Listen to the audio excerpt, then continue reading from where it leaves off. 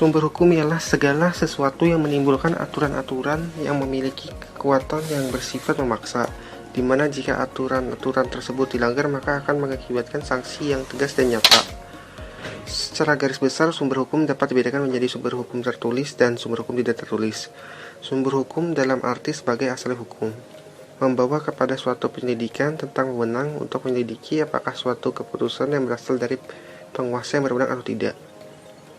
Sumber hukum dalam arti sebagai tempat dikemukakannya peraturan-peraturan hukum yang berlaku, membawa hukum dalam penyelidikan tentang berbagai macam jenis dan bentuk dari peraturan dan ketetapan.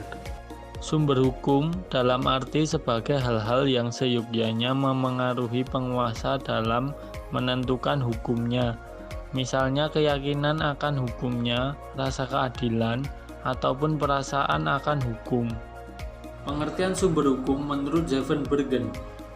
Menurut Zevenbergen, sumber hukum adalah sumber terjadinya hukum atau sumber yang menimbulkan hukum. Pengertian sumber hukum menurut Ahmad Ali. Menurut Ahmad Ali, sumber hukum adalah tempat di mana kita dapat menemukan hukum.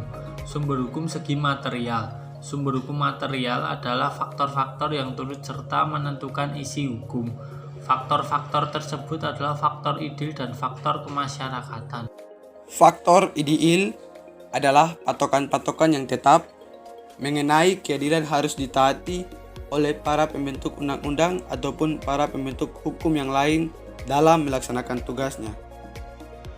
Faktor kemasyarakatan adalah hal-hal yang benar-benar hidup dalam masyarakat dan tunduk pada aturan-aturan yang berlaku sebagai petunjuk hidup masyarakat yang bersangkutan. Yang termasuk kategori faktor kemasyarakatan adalah struktur ekonomi dan kebutuhan masyarakat, seperti A. Kebiasaan melekat pada masyarakat berkembang menjadi aturan tingkah laku yang tetap. B. Hukum yang berlaku, hukum yang berkembang dalam masyarakat mengalami perubahan menurut kebutuhan masyarakat bersangkutan. C.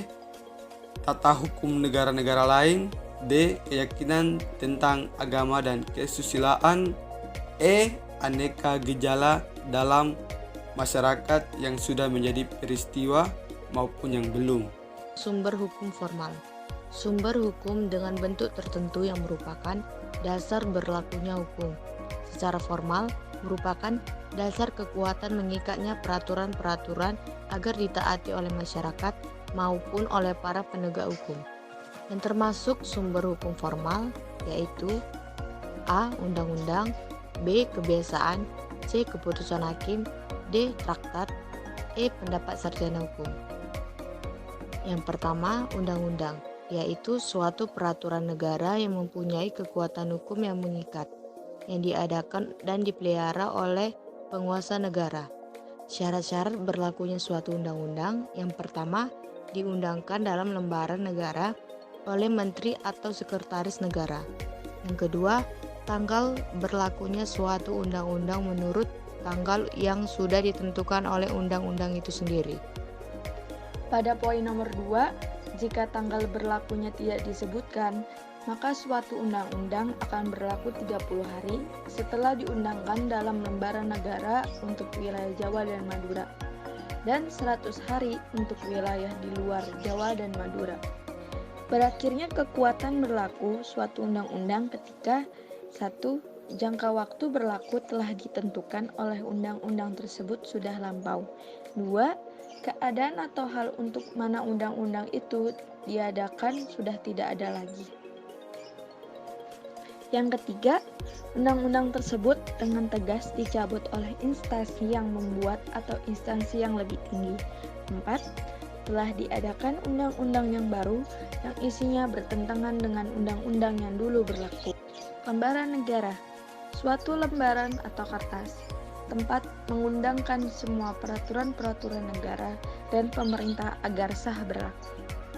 Berita negara adalah suatu penerbitan resmi Departemen Kehakiman dengan peraturan-peraturan negara dan pemerintah yang membuat surat-surat yang dianggap perlu.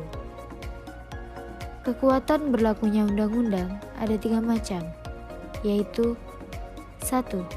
Kekuatan berlaku yuridis ialah apabila persyaratan formal terbentuknya undang-undang itu telah terpenuhi.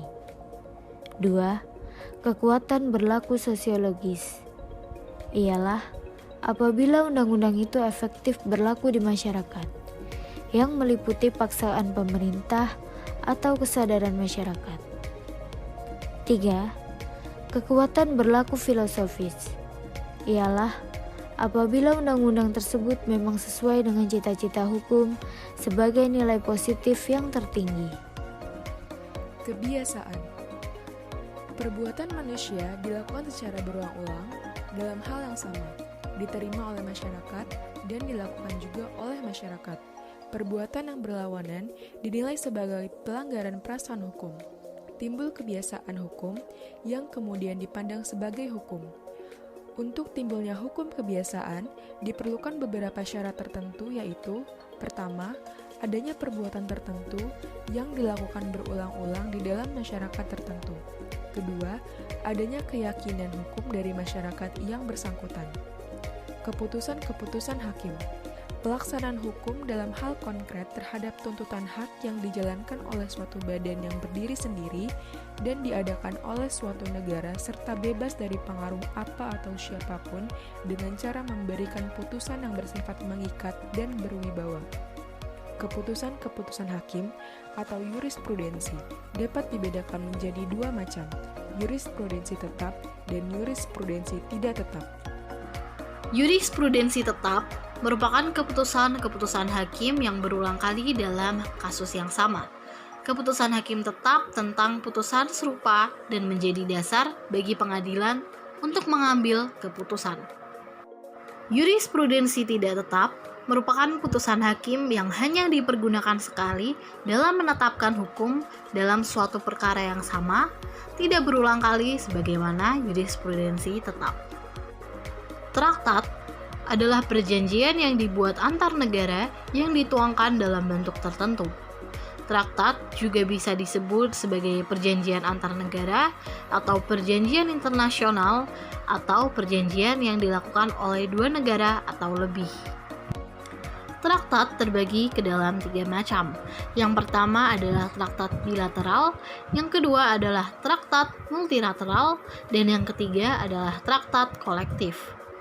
Traktat bilateral disusun serta disepakati oleh dua buah negara yang bersifat khusus atau tertutup. Traktat multilateral dibuat dan disusun oleh lebih dari dua negara yang bersifat terbuka. Traktat kolektif merupakan traktat yang memperbolehkan negara lain untuk bergabung. Pendapat sarjana hukum adalah pendapat seseorang atau beberapa orang sarjana hukum yang terkenal dalam ilmu pengetahuan hukum. Pendapat sarjana hukum atau doktrin merupakan sumber hukum yang paling penting. Perbedaan Undang-Undang Dasar dan Konstitusi. Undang-undang dalam negara adalah sebuah norma sistem politik dan hukum bentukan pada pemerintah negara yang biasanya dikodifikasikan sebagai dokumen tertulis. Sedangkan konstitusi yang pada umumnya bersifat kodifikasi, yaitu sebuah dokumen yang berisi aturan-aturan untuk menjalankan suatu organisasi pemerintahan negara.